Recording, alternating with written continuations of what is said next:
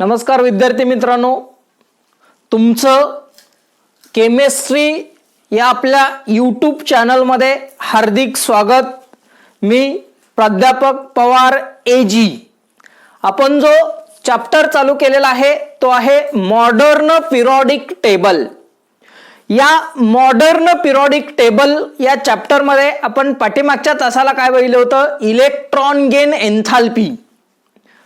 Electron gain enthalpy त्याचं example electron gain enthalpy, त्याच्यानंतर वेगवेगळ्या ग्रुपमध्ये इलेक्ट्रॉन गेन एन्थाल्पी कशी असते, त्याच्यानंतर पिरियड आणि ग्रुप याच्यामध्ये इलेक्ट्रॉन गेन एन्थाल्पी कशी असते आणि ते मोर निगेटिव्ह लेस निगेटिव्ह का असते, म्हणजे आपण ॲटॉमिक साईज असेल, इफेक्टिव्ह न्यूक्लिअर चार्ज याच्यावरून आपण ते काय केलं एक्सप्लेन केलं। आता इलेक्ट्रॉन गेन एन्थाल्पी नंतर पुढची जी पिरियोडिक प्रॉपर्टी आहे ती आहे इलेक्ट्रोनिगेटिव्हिटी। आता इलेक्ट्रोनिगेटिव्हिटी कुणाला म्हणायचं, तर जे कोव्हॅलेंटली बॉन्डेड ॲटम असतात, कोव्हॅलेंटली बॉन्डेड ॲटम जे असतात त्यांची एक ॲबिलिटी असते काय, to attract the share pair of electron. म्हणजे जे इलेक्ट्रॉन पेअर असतात ते स्वतःकडे खेचून घेण्याची त्यांची क्षमता असते, त्या क्षमतेला आपण काय म्हणतो, electronegativity. The ability of covalently bonded atom to attract the share pair of electron towards the itself is called electronegativity. म्हणजेच आपल्याला डेफिनेशन काय सांगता येईल, द ॲबिलिटी, ॲबिलिटी म्हणजे काय, क्षमता। द ॲबिलिटी ऑफ कुणामध्ये, covalently bonded atom, covalently bonded atom to attract share pair of electron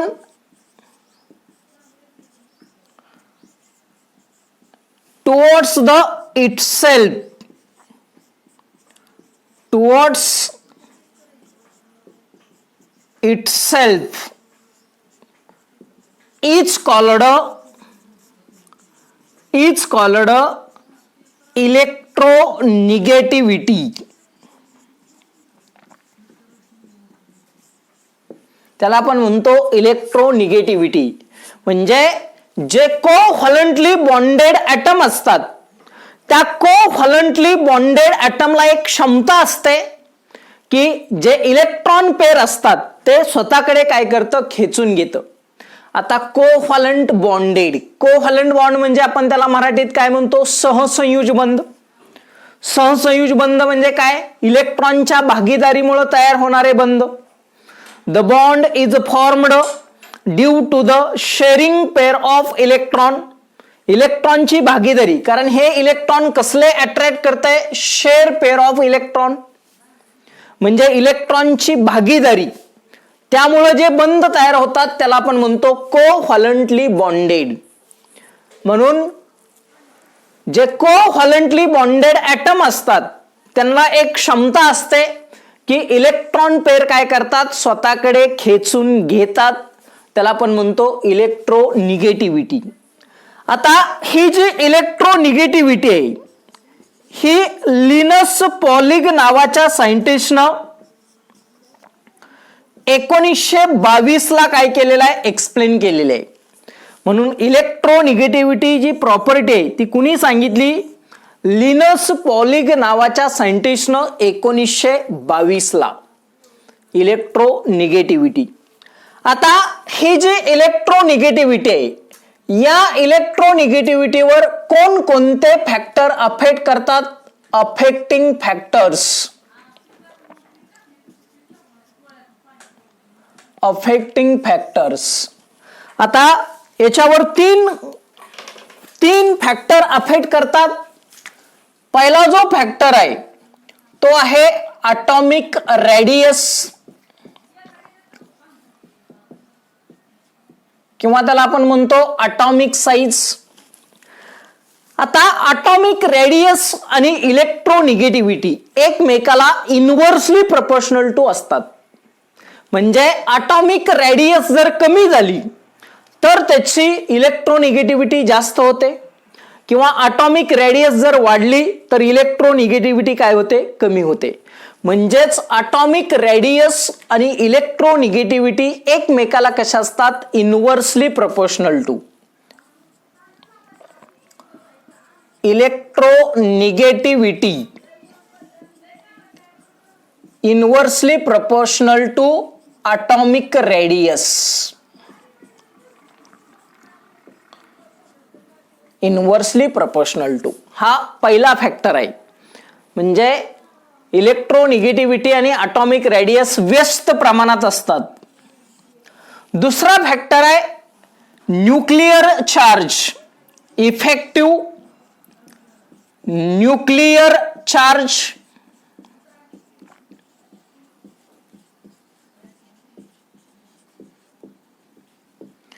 effective nuclear charge.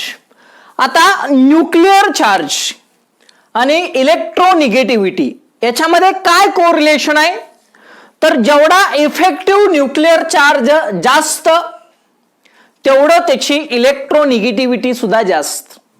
जेवढा इफेक्टिव्ह न्यूक्लिअर चार्ज कमी तेवढं त्याची इलेक्ट्रोनिगेटिव्हिटी सुद्धा कशी असते, कमी. म्हणजेच हे दोन्ही फॅक्टर एकमेकाला कशा असतात, डायरेक्टली प्रोपोर्शनल टू, सम प्रमाणात. Electronegativity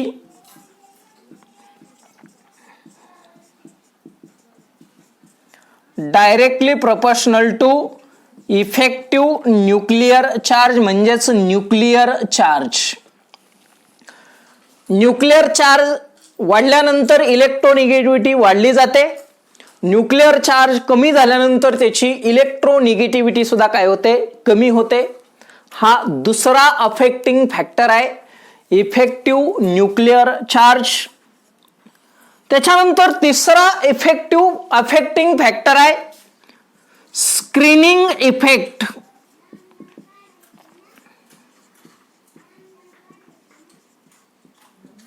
screening effect. आता स्क्रीनिंग इफेक्ट आणि इलेक्ट्रोनिगेटिव्हिटी इनव्हर्सली प्रोपोर्शनल टू असतात. म्हणजे जेवढा स्क्रीनिंग इफेक्ट जास्त तेवढी त्याची इलेक्ट्रोनिगेटिव्हिटी कमी असते, किंवा जेवढा स्क्रीनिंग इफेक्ट कमी असतो तेवढं त्याची इलेक्ट्रोनिगेटिव्हिटी जास्त असते. म्हणजेच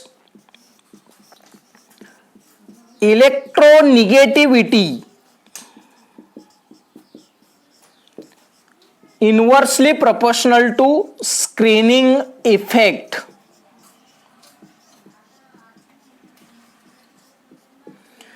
इलेक्ट्रोनिगेटिव्हिटी जास्त असले की स्क्रीनिंग इफेक्ट कमी असतो. इलेक्ट्रोनिगेटिव्हिटी कमी असेल त्यावेळेस त्याचा स्क्रीनिंग इफेक्ट काय असतो, जास्त. म्हणजे हे तीन फॅक्टर त्याच्यावर काय करतात, अफेक्ट करतात. atomic radius, effective nuclear charge आणि स्क्रीनिंग इफेक्ट. नवीन सिलेबसमध्ये आपल्याला अफेक्टिंग फॅक्टर हा दिलेला नाही, परंतु आपल्याला ते माहीत असणं गरजेचं आहे, म्हणून आपण अफेक्टिंग फॅक्टर सुद्धा बघितलेत. कारण ज्यावेळेस ट्रेंड असतात ते आपण या प्रॉपर्टीवरनं काय करणार आहे, एक्सप्लेन करतो. म्हणून आपल्याला अफेक्टिंग फॅक्टर माहीत असणं अपेक्षित असतं. आता इलेक्ट्रोनिगेटिव्हिटीवर कोणकोणते फॅक्टर अफेक्ट करतात हे पाहिल्यानंतर आपल्याला बघायचं आहे ट्रेंड्स.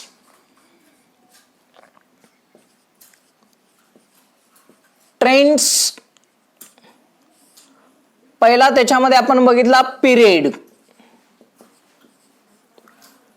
पिरियड आपण कुणाला म्हणतो बघितलेला आहे आपण, हॉरिझॉन्टल रो जो असतो त्या हॉरिझॉन्टल रोजला आपण काय म्हणतो, पिरियड. हॉरिझॉन्टल रोज याला आपण काय म्हणतो, पिरियड. आता पिरियड मध्ये आपण काय करतो, लेफ्ट कडून राईट कडे जातो. लेफ्ट कडून राईट कडे गेल्यानंतर ॲटॉमिक नंबर त्याचा वाढत जातो आणि त्या वेळेला त्याची इलेक्ट्रोनिगेटिव्हिटी सुद्धा काय होते, वाढत जाते. लेफ्ट कडून राईट कडे गेल्यानंतर ॲटॉमिक नंबर वाढतो आणि त्यावेळेस त्याची इलेक्ट्रोनिगेटिव्हिटी सुद्धा वाढते. On moving left to right in a period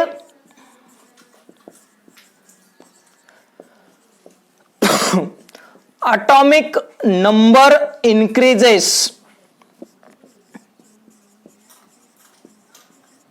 then electronegativity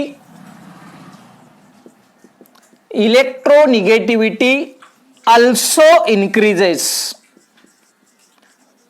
electronegativity also increases. म्हणजे लेफ्ट कडून राईट कडे गेल्यानंतर ॲटॉमिक नंबर वाढत जातो आणि त्यावेळेला त्याची इलेक्ट्रोनिगेटिव्हिटी सुद्धा काय होते, वाढत जाते. तर फॉर एक्झाम्पल आपण जर एक्झाम्पल घेतलं,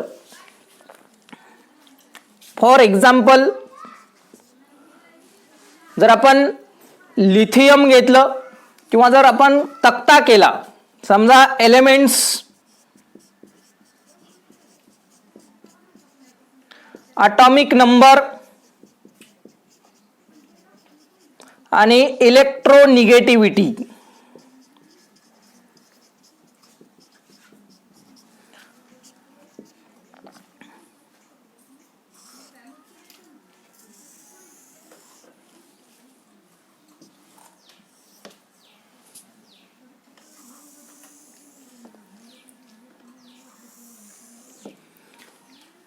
पहिलं घेतलं लिथियम, नंतर घेतलं बेरिलियम, नंतर घेतलं बोरॉन, नंतर घेतलं कार्बन, नायट्रोजन, ऑक्सिजन आणि फ्लोरीन. दुसऱ्या पिरियड मधली मूलद्रव्ये lithium, beryllium, boron, carbon, nitrogen, oxygen आणि फ्लोरीन. लेफ्ट कडून राईट कडे गेल्यानंतर काय होतं, ॲटॉमिक नंबर इन्क्रीजेस. याचा ॲटॉमिक नंबर आहे 3, याचा ॲटॉमिक नंबर आहे 4, 5, 6, 7, 8 आणि 9. म्हणजे लेफ्ट कडून राईट कडे गेल्यानंतर काय झालं, ॲटॉमिक नंबर इन्क्रीज झाला. त्यावेळेला त्याची इलेक्ट्रोनिगेटिव्हिटी सुद्धा काय होते, इन्क्रीजेस. लिथियमची इलेक्ट्रोनिगेटिव्हिटी 1 आहे. लिथियमची इलेक्ट्रोनिगेटिव्हिटी किती आहे, 1. बेरिलियमची इलेक्ट्रोनिगेटिव्हिटी 1.5 आहे. बोरॉनची इलेक्ट्रोनिगेटिव्हिटी 2 आहे. कार्बनची इलेक्ट्रोनिगेटिव्हिटी 2.5. नायट्रोजनची इलेक्ट्रोनिगेटिव्हिटी 3. ऑक्सिजनची इलेक्ट्रोनिगेटिव्हिटी 3.5 आणि फ्लोरीनची इलेक्ट्रोनिगेटिव्हिटी किती आहे, 4. म्हणजेच काय झालं, इलेक्ट्रोनिगेटिव्हिटी काय झालं, increases. On moving left to right in a period atomic number increases, then electronegativity also increases. हा पिरियडचा ट्रेंड आहे. हा काय आहे, पिरियडचा ट्रेंड. असाच आपल्याला ट्रेंड बघायचा आहे ग्रुपचा.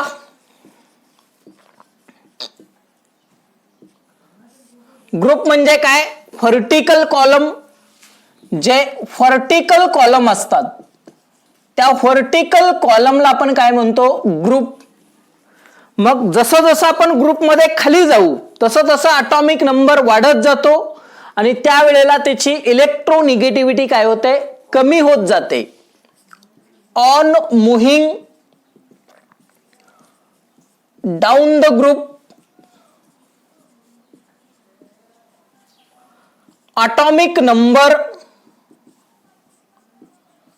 atomic number increases,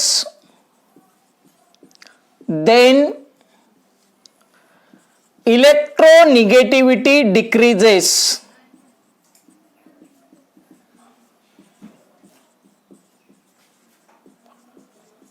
इलेक्ट्रोनिगेटिव्हिटी त्याची काय होते, डिक्रीज होते.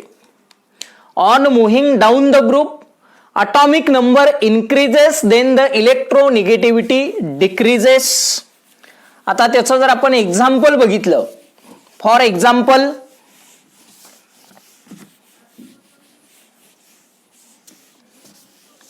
त्याचं आपण एक्झाम्पल घेतलं. आता elements,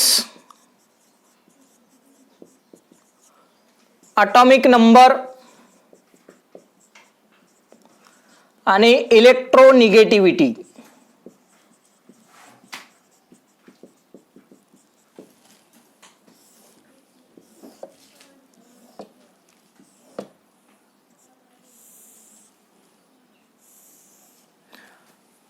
hydrogen, lithium, sodium, potassium, rubidium आणि खाली आपल्याला caesium.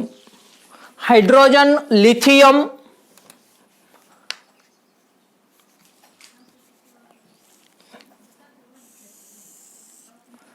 Hydrogen, lithium, sodium, potassium, rubidium, caesium ही पहिल्या ग्रुपमधली मूलद्रव्ये.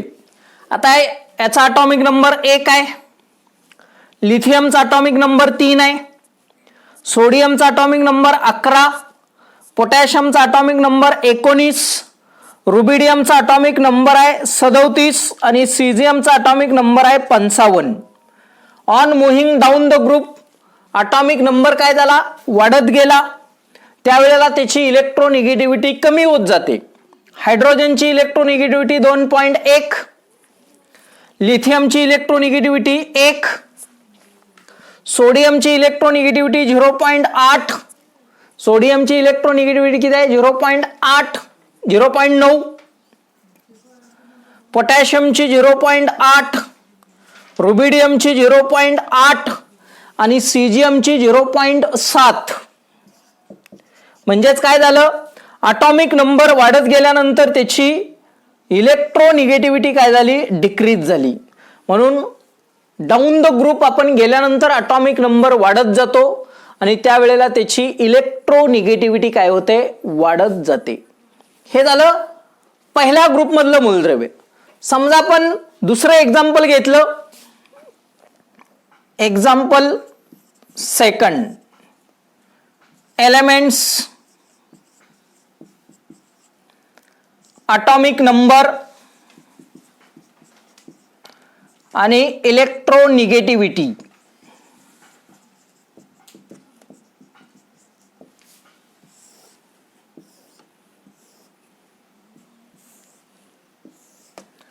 फ्लोरीन, क्लोरीन, ब्रोमीन, आयोडीन 18व्या ग्रुपमधली मूलद्रव्ये आहेत.